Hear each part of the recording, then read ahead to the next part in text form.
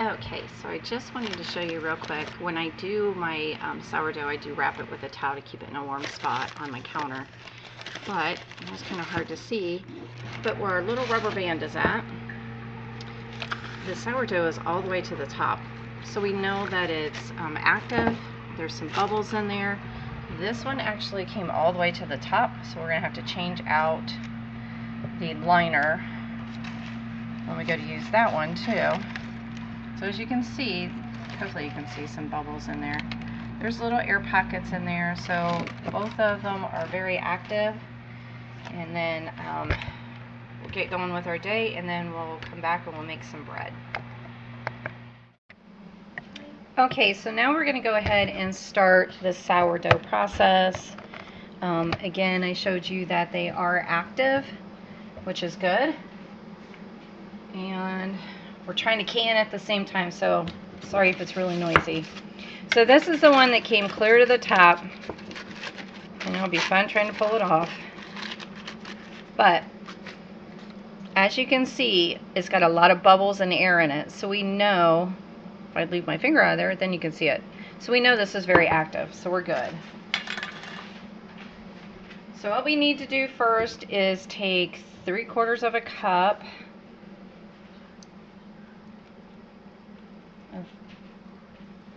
and probably later today as I'll transfer both of these into a quart-sized jar. So that took up almost the entire container, so that's good. So we'll just set this off to the side, put this one back over here. So what we're going to do in our mixers, we're just going to go ahead and add our 3/4 of a cup.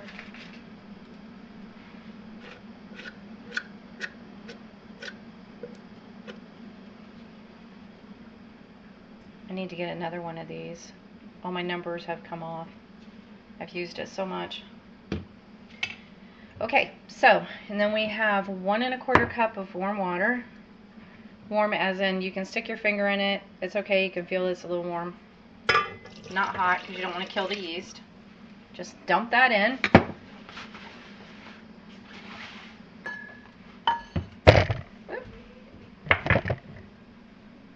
I can figure out how to get it, so maybe we can do that. So you can kind of see here, maybe if we can get this done right. There. Okay. So we're just going to take 3 cups of flour.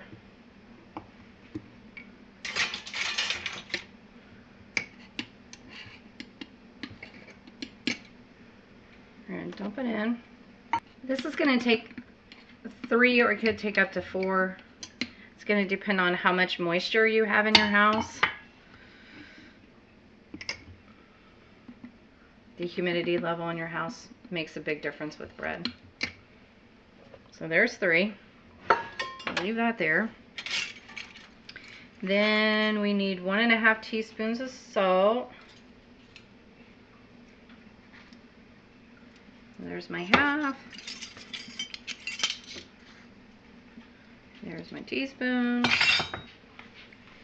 And then we need a tablespoon of honey. And you can add it or you don't have to. It just kind of enhances the flavor and gives it that nice brown color too.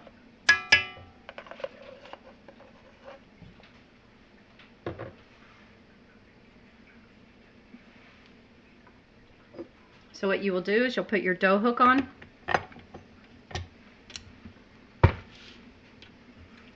And we're just gonna zhuzh it kind of together, just so it comes together.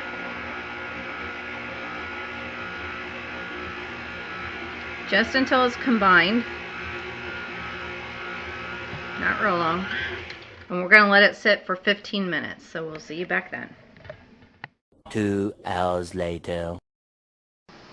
Okay, so while we're waiting on the sourdough, I did go ahead and I've got 6 pint jars of pasta sauce. This is what's left. Hopefully I have another 5 jars left after this. Took the steer in, so it's time to clean out the freezer. And with that, We also have 20 pounds of ground beef ready to be canned after it browns up, and we'll use some of that tonight. And then this is the tomato sauce I've already gotten done. So it's a busy day, and that's the reason why it's a good day to even go ahead and do my bread, because the kitchen's going to be warm between the pasta sauce and the hamburger, and then getting that canned, and then the sourdough will really enjoy the warmth. So we'll get you set back up, put these down, and our timer's about ready to go off.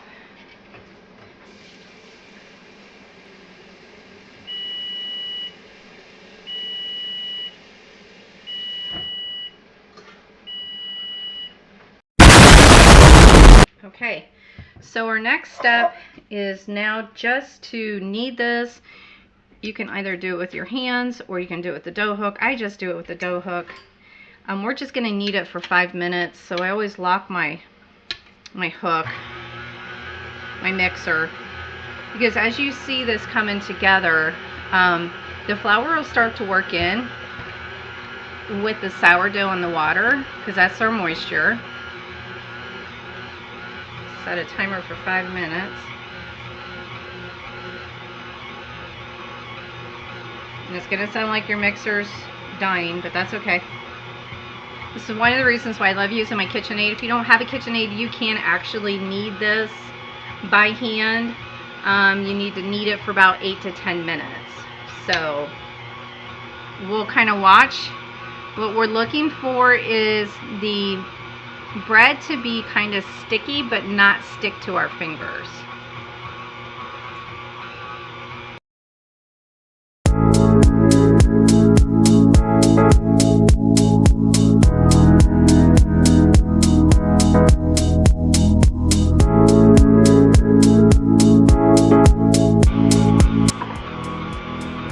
And I did leave my flour out in case we need to add. If you're going to be kneading this and it's sticking to your fingers, just keep adding more flour as you're kneading it in, so that you'll have the correct consistency.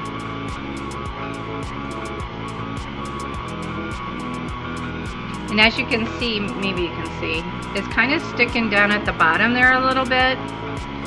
So if I go to check it, and it's kind of not sticking too much, which is pretty good, but it's not coming up off the bottom either. But it is sticking to my finger. So we do need to add some more flour.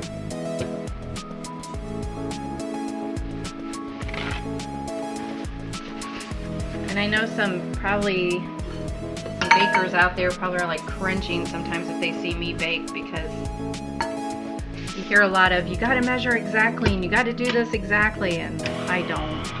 I never have.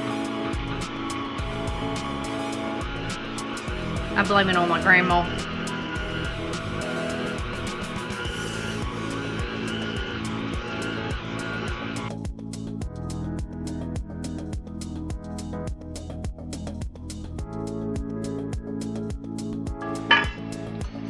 And this is just it's kind of put it in there, kind of play around to see what it looks like. You can tell when it's still kind of wet, because obviously we just touched it, so we have an idea of what it's like when it's wet.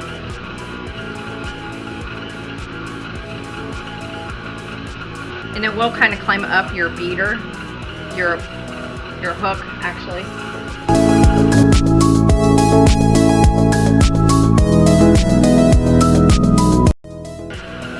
Now that we've added a little more flour too, it's pulled the rest of it off the bottom. I mean, there's still a little bit, but it's not that bad.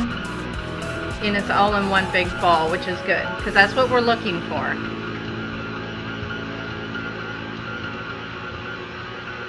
We have about a minute left.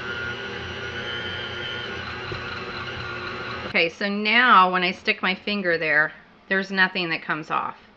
So we know that this is going to be a good consistency. And that's what we're looking for. So I'll just scrape some of this dough down. Since I didn't start my 5 minutes right on time. I usually don't. This is why.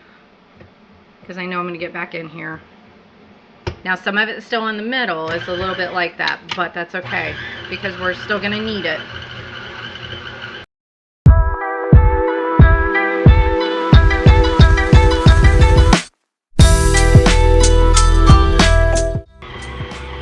Now that we've mixed it up a little bit, now I can see it starting to stick at the bottom again. So what we'll do is we'll pull it up, because now we've got the stickier part. And when I'm adding flour, it's only about that much. It's not a whole lot. It's just enough to pull it up off the bottom.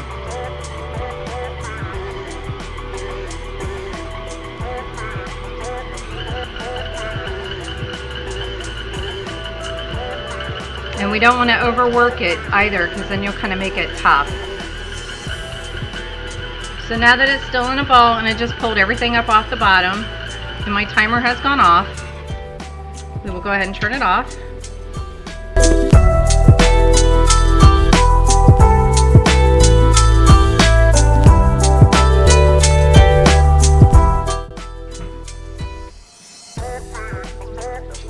You'll want to get a glass bowl or plastic, that's what you have.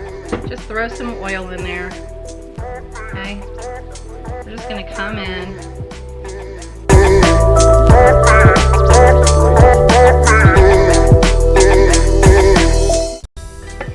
And I always come in with my hand and just kind of like move it around a little bit. That way we can kind of pick up the rest. If there's any extra flour still in there.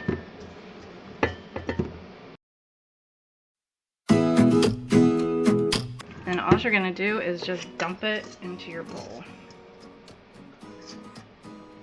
Remember, the oil's already in there.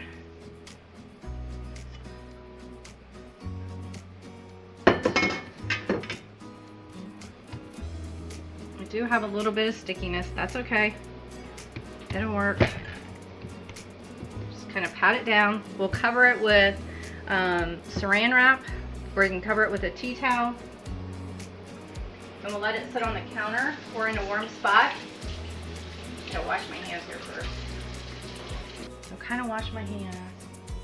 It's a little harder to wash because I have a helper and he likes to lay right in front of the sink. And he doesn't move, and that's okay. Because if he moved, I'd probably trip. So we're okay with that. So again, the oil's already in the pan or the bowl. That's just going to keep it from sticking. Take a tea towel. And now it does say to use, let me see, plastic wrap and let rise for 3 hours. So it's going to help today just holding that heat. A good place to let your dough rise if your kitchen's not real warm is in your microwave. Well, my house is pretty warm right now. So we'll just let that rise. And what we'll do is this rises for 3 hours. We're going to churn it once or twice, and I'll show you what we do when we do that. And then we're gonna kind of like fold the dough. So I'll show you how we do that. Again, for 3 hours, we'll put the timer on, or I'll set the time. It's almost 12 o'clock here, so we had other things going on today. So at 3 o'clock, by 3 o'clock, we'll go for our second rise, which will take for another 2 hours. So then at 5 o'clock, it'll be that last point of when we get the oven ready, our Dutch oven ready, and go from there. So I will post also the recipe that I use down below. This has been a really good recipe. It's been pretty easy. It's kind of forgiving, which is good because, again, I'm not really good when it comes to measuring exactly or weighing your ingredients, and this one kind of gives you a little bit of that grace. So we will come back to then. Until then, I've got hamburger to cook up, more pasta sauce to can, and then got some more schooling to do. So we will see you soon.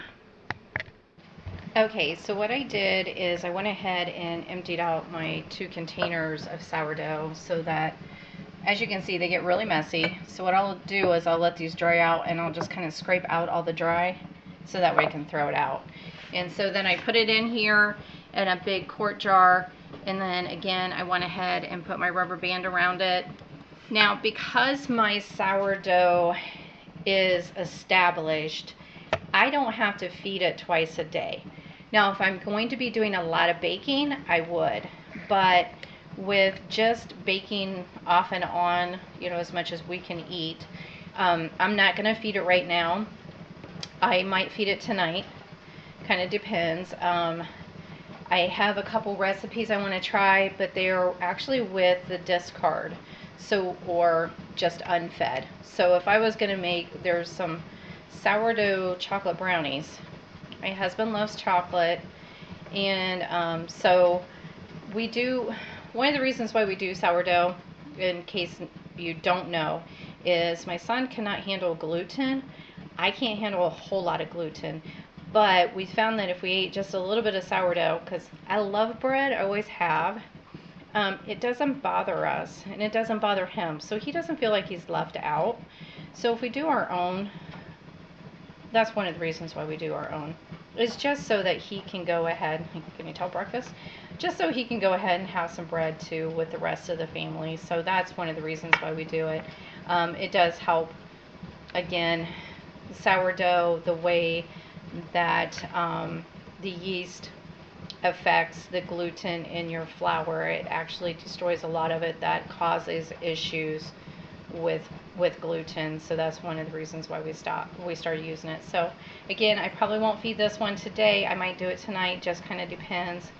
And then if we get time today's to go see goats for 4-H. So if we get time, we might go ahead and make some of the brownies and stuff, and I will definitely post that for you too. So that's where we're at on that, and we'll get back to you when the sourdough is ready to churn. Okay, so again, when you go to let this rise, the first rising for about 3 hours, all you're going to do is, and honestly I forgot, so don't worry if you forget, it's okay. You're just going to pick it and you're just going to kind of turn it over. Hopefully you can see this. Okay, so that's all we're doing. We're just gonna pick it, and I'm gonna go put it on top of my stove where it's a little warmer. So if you can see, I'm just rolling it kind of under and tucking it underneath. Okay, so it's not gonna stick to my hands because there's enough olive oil in here, and then it forms into a ball. And then what we're going to do is we're going to do seam side up. So this would be considered seam side up. Because remember, we just pulled it kind of in together. Wash my hands. And then we will cover it again, just with some plastic wrap. We'll put it in a little warmer spot. And then in 2 hours, we'll come back, and then we'll do the next process. 2 hours later. Okay, so now we're on the second process here for the bread. Now, I put mine in the microwave to keep it warmer. You know, being in Ohio, obviously our temperatures change all the time. As you can see, it's risen really well. So what we have to do, and this is very important, so we are going to have a very cold oven. So I made sure nothing was in my oven.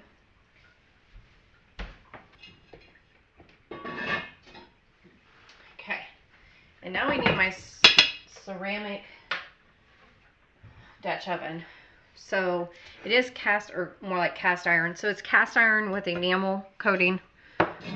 This is the one I use. I believe it's a 5-quart. I don't know how big it is anymore. So what we do is we're going to make sure, first of all, it's dry. Kiddo put it away wet. So what's important to know is that you've got to put this in a cold oven. You're going to put the lid on. You're going to put it in the cold oven. We're going to turn it to 450 degrees. So you need to see that. So up here, we're going to go to 450. And then we're going to start our timer for 40 minutes. So as soon as you turn your oven on, set your timer on for 40 minutes, okay? And then what we're going to do is we're going to leave our dough there for a second. Now you can put your dough on just parchment paper into a ball. This pan works really well for me. It's a skillet. It's kind of deep, but it's not too wide. And it's about the width of what my Dutch oven is. So unfortunately, I'm trying to get all this done because I still have other chores to do. So you're going to take parchment paper, okay? Parchment paper is going to be fine because it's going to be inside the Dutch oven. Usually you can't use parchment paper at this high of heat.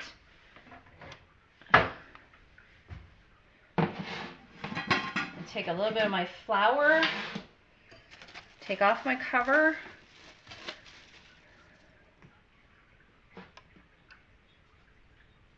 and spread some on my paper.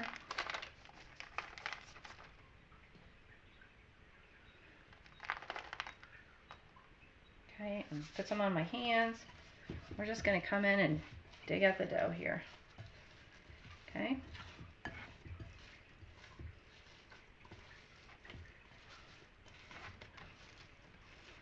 Okay. So again, we're going to kind of put it back into that ball. So we're just taking the dough, pulling it under, and kind of tucking it. You just kind of go around into, looks like a ball. Place it down in the pan. And what this will do is this will prove for the 40 minutes that our Dutch oven is getting ready. And then once that 40 minutes is up, we'll carefully take out the Dutch oven. Remember, it's going to be super, super hot. And then we'll place the dough in there. I'm just going to add a little more flour on top. This is what gets that crusty part to the dough. We'll take that out. We'll go ahead and score our bread, and then we'll continue with the process. So for right now, we still have about 35 minutes left before we can actually proceed with the next step. So again, you just kind of put it in there. It's going to rise again a little bit, and then we'll proceed.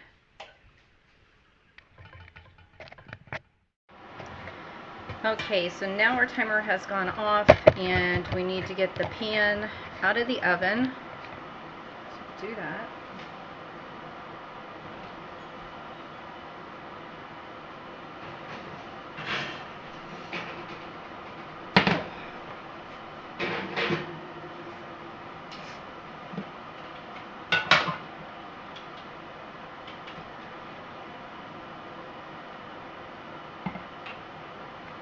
I don't know if you can tell how deep of a red that is now, so it's really hot.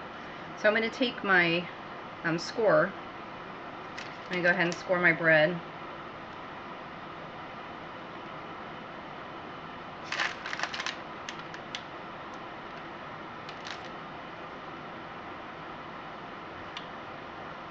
So it has a pretty design. Then you're going to carefully put it into your pan.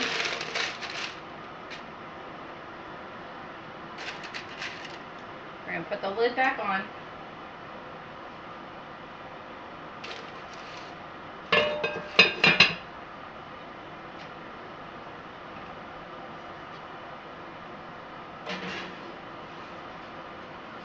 We'll put it back in the oven for 15 minutes. So go ahead and set the timer. And then when 15 minutes is up, we're going to take the lid off, and then we're going to cook it for another 13 to 15 minutes until it's brown. And then we'll come back and see what it looks like. Okay, so after we took the lid off, we cooked it for an additional 15 minutes. As you can see, we got nice and brown. Hopefully you can see in here. The light's trying to catch up here. So it has a real nice color to it. We're just going to let it sit. You let it sit for at least 30 minutes before you even cut into it. And then when you go to pack it up, just loosely cover it with some parchment paper. And then don't wrap it in saran wrap or put it in a baggie unless you leave it open a little bit, about that much, so the air can circulate. It will mold really quick if you do that. Also, when you go to cut your sourdough, again, this is the artisan loaf. When you cut it, you want to make sure that when you go to store it away, you want to flip it up on the cut side so the cut side is down on the paper, and that will help it keep fresh also. So that is what it looks like. It looks really good. It turned out really well. Again, it came out of the oven and at 450. So just let it cool, like I said, before you go to cut it, and we hope you guys enjoy it, and we'll attach the recipe below.